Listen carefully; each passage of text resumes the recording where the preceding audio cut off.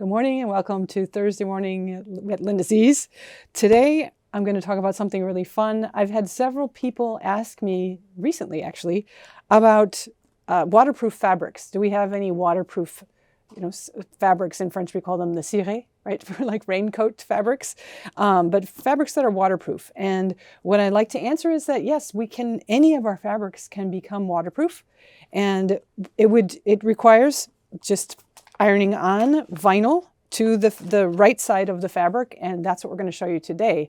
So just wanted to show you, for example, this is a fabric that has toothbrushes on it. It's from a really cool moda designer, and I just have a couple of these fat quarters left, and I thought I would grab one of them to make this into a zip pouch for toiletries.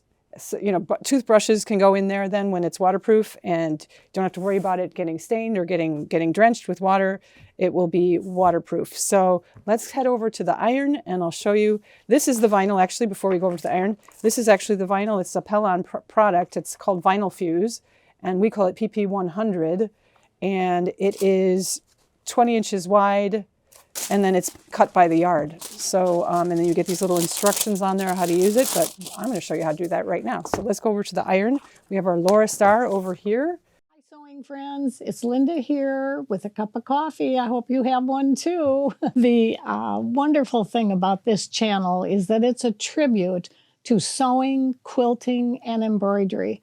We showcase an array of machines that will fit every project that you can even imagine. Do you enjoy our content?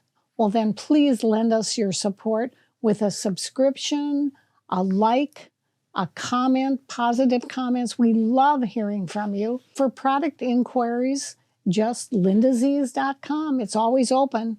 We have a dedicated sales staff that look forward to helping you make the right choice with your future machine needs.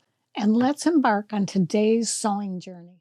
We're going to take our fat quarter, which has a lot of wrinkles, and we are going to fold lines, I should say, and we're just going to press that out with our LindaZ iron here. Get these folds out of here real quick.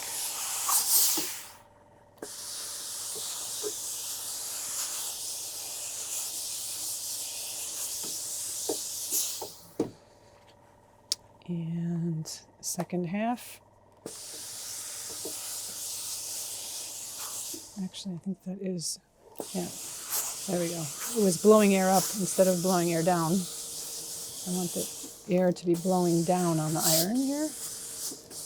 We have a fan underneath the table. It's pretty awesome.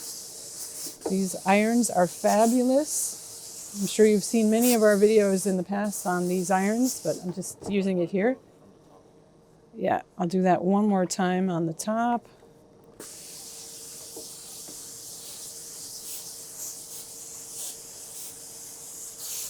Okay, that looks pretty great. All right, so what we want to do here is we're going to take our piece of, so this is a fat quarter which measures normally 18 inches this way by 22 inches this way. And we're going to see how big this piece is, and we're going to put it so that all of the vinyl is covering the piece of fabric. And we're doing, like I said, pretty side facing up. So the first part of the instructions are to remove the paper and keep the vinyl. It's a sticky side of the vinyl. So we are going to put the sticky side down onto our piece of fabric. Whoop, so that just came off. There we go. And I just want to start over here like this and smooth it all the way across. Smoothed all the way across. Now that paper did hold, has a purpose. Actually, the paper that we peeled off. I'm going to take it, and there's a waxy side that we want to face down. So they say to press it 8 seconds in each spot to get the vinyl to fuse down to our fabric. So I'm just holding it, lifting it and pressing it again, lifting it and pressing it again. Mississippi, 2 Mississippi, 3 Mississippi. I moved before I counted. 1 Mississippi, 2 Mississippi, 3 Mississippi. I'm not good at counting. I'm worried I'm holding it too long in one spot.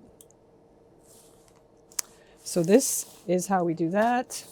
And then we can take that off. And we can see, let me get that corner up there a little bit more.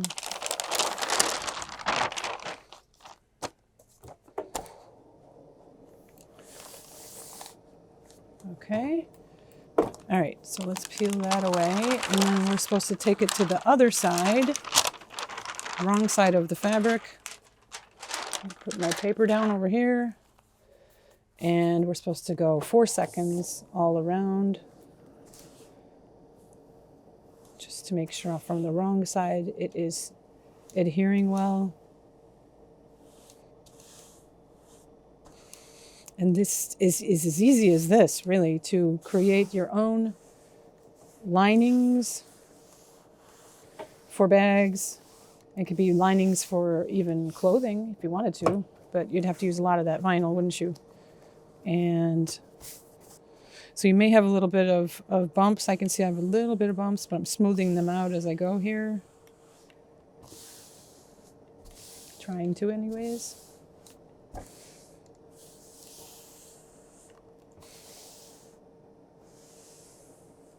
I'm trying to get the bubbles out of it right. Exactly, that's what I was trying to do.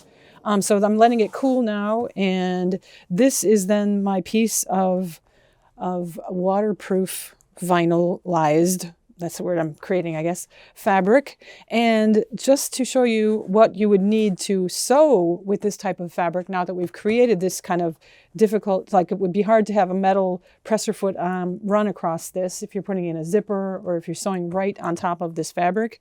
So I've got some Teflon feet that Bernina has created, and I just wanted to show you a few of them. There are 6 here that I wanted to show you. And it just happens to coincide with a sale that Bernina is. So this month of March, just wanted to remind everyone that we do have a special.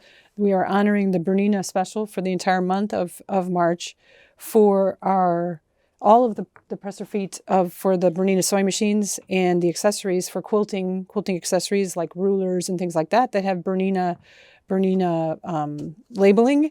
So I just wanted to go over a few of these Teflon. They call them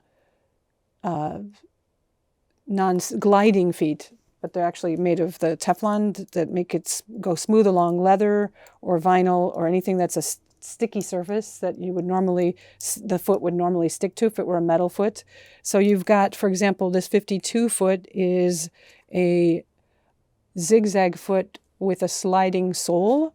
So that is a 5.5 millimeter wide for the making straight stitch or zigzag, but they are calling it zigzag. So you could do some decorative stitches using that or a zigzag. And then you've got the same foot 52C, but it's a 9 millimeter wide opening. So you're a little bit wider.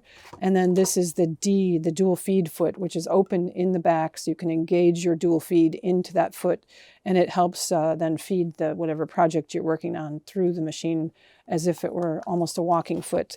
Then you have the slim straight stitch foot. They're calling it the sliding straight stitch foot, number 53.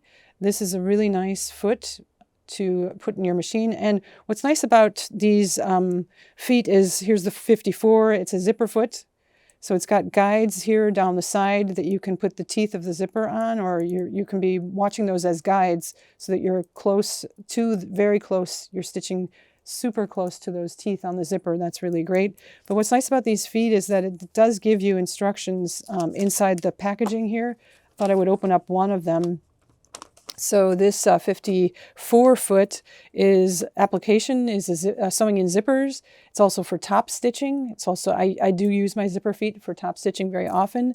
And then before using the accessory, please read this instruction manual. It does say, it's really nice. They're offering some drawings here on how you would, first of all, baste with a hand needle. You would baste your position in place for your zipper, and then you would go ahead and stitch over that so that your zipper is stitched perfectly.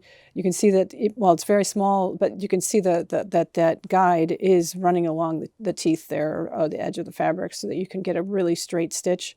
So there also the mode of operation in sewing in a zipper, it's a straight stitch. Your stitch width is 0.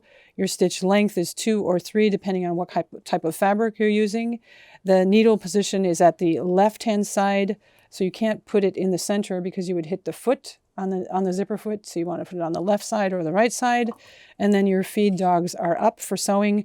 But they do want to warn you never to run the sewing machine with the feed dogs up at this foot touching the feed dogs, because that could scratch off that surface of your Teflon. So you definitely want a piece of fabric, leather, vinyl, something in between this foot and the feed dogs, because you do need the feed dogs, but you don't want the foot to directly touch the feed dogs.